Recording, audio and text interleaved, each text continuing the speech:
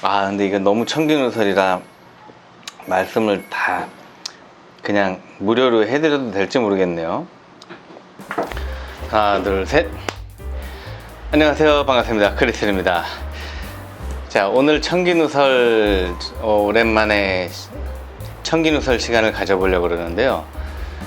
제가 청기누설 시리즈를 한 10회 정도 진행을 한 것 같은데, 그 청기누설 시리즈만 자세히 보시면 웬만한 피팅샵을 안 가셔도 프로 선수들의 자세와 이런 피팅법을 약 70% 정도는 숙지하지 않으실까 이렇게 생각을 해봅니다.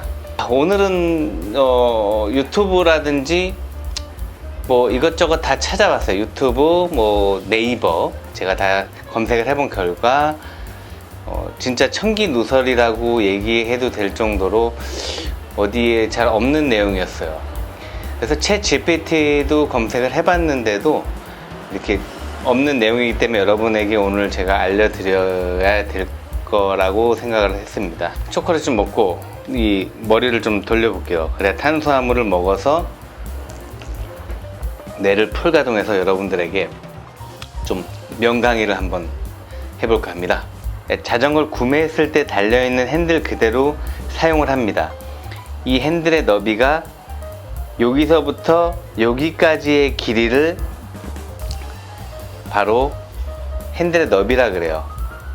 보통 로드 같은 경우는 42에서 40 사이즈가 많이 장착이 되어 있고요. 단거리 트랙 같은 경우는 보통 38에서 34까지 많이 사용을 합니다. 1cm 차이가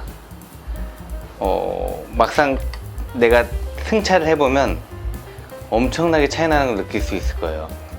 우리가 이 사이클의 정보에 무지했을 때는 이 핸들바의 넓이를 어깨 넓이와 많이 맞췄어요. 그래서 유럽 선수들 같은 경우는 막 44 사이즈를 막 이렇게 샀었거든요. 그래서 그 친구들은 어깨가 넓고 키가 커서 이 44 핸들을 쓰나 보다 이렇게 생각을 했죠. 이 국내 분들은 42 사이즈를 많이 썼습니다. 외국 분들보다 어깨가 좀 좁으니까 우리는 41 써야지. 근데 요즘 뭐 일반 그 뚜르도 프랑스 같은 그런 최고의 최상급의 경기를 봐도 뭐 38, 36, 34 이렇게 단거리에서 쓰던 그 좁은 걸 쓴단 말이에요. 그래서 이게 무슨 일인가 좀 해봤는데 왜 이 좁은 핸들이 인기인가, 그걸 한번 제가 오늘 말씀을 드리겠습니다. 자, 어깨 넓이로 치자면 이게 지금 39 핸들이에요. 39면은 39cm라는 거죠. 자, 39 핸들인데 또 보시다시피 제 어깨로 봤을 때 어깨 넓이에 맞추자면 너무 좁습니다. 네. 거의 가슴밖에 안 와요. 이렇게 좁은 핸들을 쓸 수 없죠. 근데 이 단거리로 봤을 때 39도 되게 넓은 핸들이고요. 잘 안 쓰고요. 도로를 타시는 분들도 요즘 39보다도 더 좁게 쓰는 게 유행이에요. 오히려 39인데도 레바를 안으로 꺾어서 거의 3, 2, 3, 4 이렇게 만들어 버리죠. 이 레바가 안으로 들어가면 더 좁아집니다. 여기를 잡으면.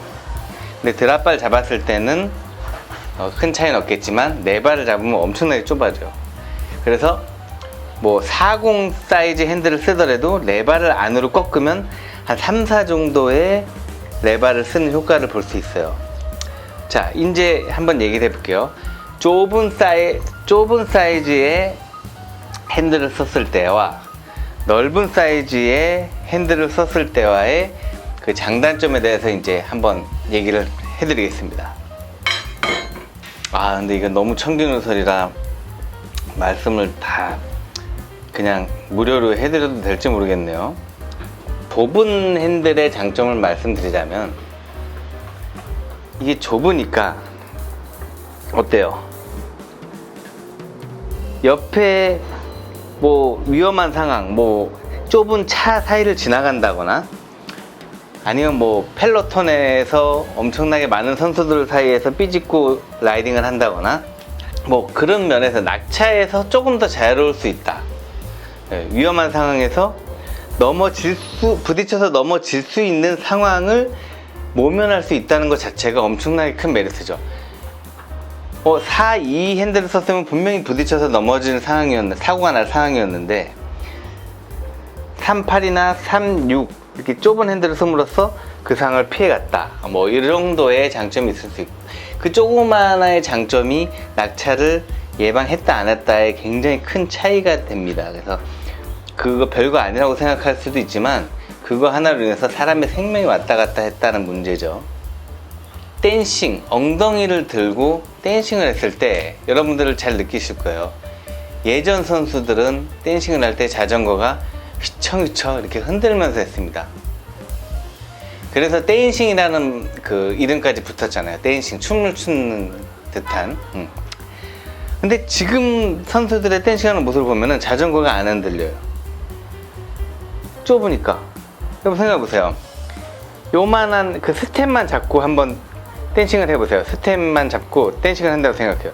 자전거 흔들 수가 없어요. 그래서 자전거가 흔들리지 않고 이 직진성이 좋아집니다. 그래서 단거리 사이클 같은 경우를 좁게 쓴다는 거예요.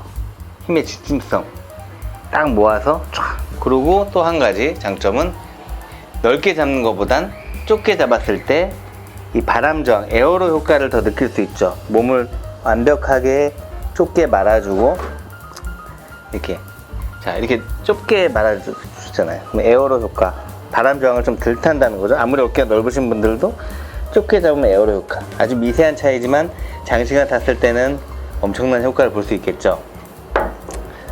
자, 이 넓은 핸들을 잡고도 아무리 에어로를 하려고 해도 잘 안 돼요. 그래서 레바를 꺾어서 레바를 잡고 에어로 효과를 느끼려고 하지만 이 핸들놈이 넓기 때문에 핸들이 에어로에 영향을 줍니다. 그래서 좁게. 자, 근데 막 진짜 원래 레이싱 선수 하실 거 아니면 굳이 그렇게까지는 안 따져셔도 되는데 미세하게 깊게 파고들자면, 그리고 고시속에서 이렇게 넓게 타는 것보다는 이 자전거를 갖고 놀고 다루기가 상당히 좋아지고요. 힘이 응축됨으로써 더 힘이 세지 않고 높은 파워를 낼 수가 있다는 거죠. 이 긴 핸들의 장점을 알면 굳이 좁은 핸들의 단점을 알 수 있습니다. 일단 안정감이 좀 떨어져요. 좁다 보니까. 그래서 이 좁은 공간에 낙차는 피했지만 이 약간의 뭐 돌을 밟거나 뭐 방진턱을 넘거나 뭐 누가 옆에서 툭 치거나 거기서 적은 충격에 크게 자전거가 반응하다 보니까 거기서도 낙차 문제가 생길 수 있고요. 이게 넓으면 이게 MTB 핸들이 넓잖아요. 그러니까 코너도 잘 돌아지고 뭐 되게 안정적인데 이게 좁다 보니까 더 많은 테크닉과 기술이 필요하다는 거죠. 하지만 장점은 장시간을 탔을 때 상당히 넓은 집에서 우리가 잠을 자듯이 되게 편안한 느낌을 받을 수 있습니다. 흔들리지 않는 편안함. 좀 간지가 좀 안 나요. 이게 넓으면 이상하게 요즘은 다 좁게 타니까 넓게 타면 혼자 약간 에어로틱하지 못하고 간지가 좀 안 나는 느낌이 날 수 있습니다. 자, 멋을 위해서 우리가 사이클 타시는 분들이 많은데 그걸 포기해야 된다는 단점이 있죠. 왜 내 핸들만 넓어? 막 이런 소외감. 그리고 바테입이 많이 들어가요. 조금 더 넓다 보니까 바테입을 좀 더, 근데 그런 거는 단점이라고 보기는 좀 그렇고요. 한마디로 좀 웃자고 하는 얘기입니다. 자, 그래서 여러분들이 무조건 오늘은 짧은 거, 오늘은 장거리 라이딩 가니까 넓은 거, 이게 막 바꿔 끼실 필요는 없어요. 이 핸들의 넓이가 바뀌면 또 스템의 길이도 조정을 해줘야 돼요. 무조건 얘만 바꿔도 될 일이 아닙니다. 그래서 특히 요즘 일체형 핸들을 많이 쓰시는데 좁은 거 샀다가 낭패를 보시는 분들이 많아요. 허리가 아프거나 뭐 목이 아프거나 팔목이 아프거나 이런 피팅에 굉장히 문제점이 생길 수 있습니다.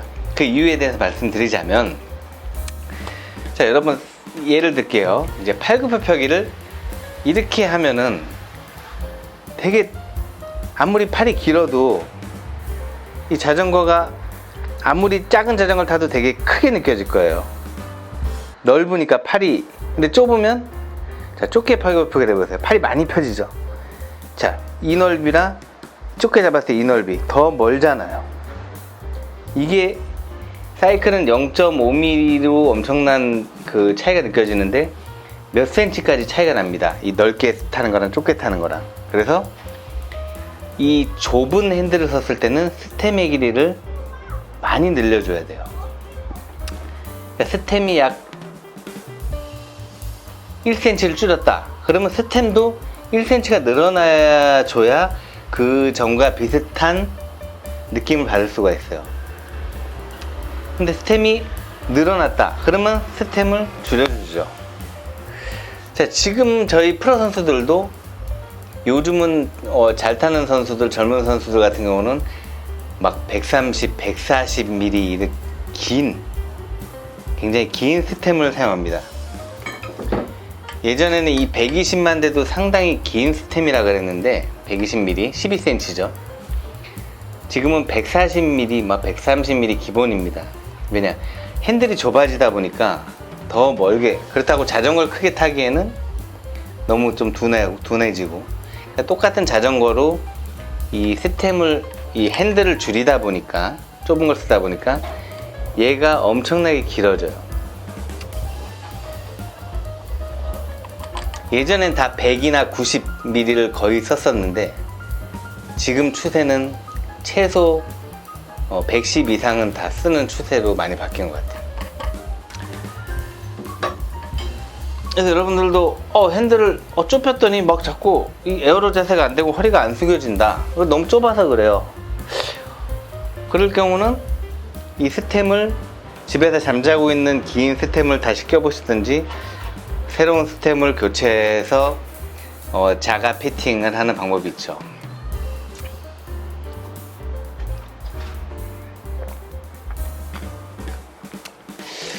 자, 오늘 뭐 간단하게 이 핸들 너비를 어떻게 구할지에 대해서 여러분들하고 얘기를 해봤는데, 보통 초코우유 뭐 180mm 짜리 하나 다 먹는 시간에 여러분들하고 이렇게 소통하고 좋은 내용을 청기누설할 수 있다는 게 정말 뿌듯하고 정말 즐겁습니다. 이제 자전거 타기 너무 좋은 계절이고, 요즘 자전거도 너무 좋아져서 다들 뭐 동호인 분들도 빠른 시속으로 여기저기 좋은 데 많이 다니시는데요. 또한 또 러닝 크루, 러닝의 인기에 묻혀서 자전거를 떠나보내셨던 분들도 막상 또 자전거 타시는 분들을 보면은 이제 러닝을 또 작년에 열심히 하다 보니까 무릎, 허리 뭐 다 아작나신 분들, 물론 살은 자전거보다 뭐 잘 빠집니다. 짧은 시간 안에. 하지만 부상의 위험이 상당히 많은 운동이 바로 러닝이에요.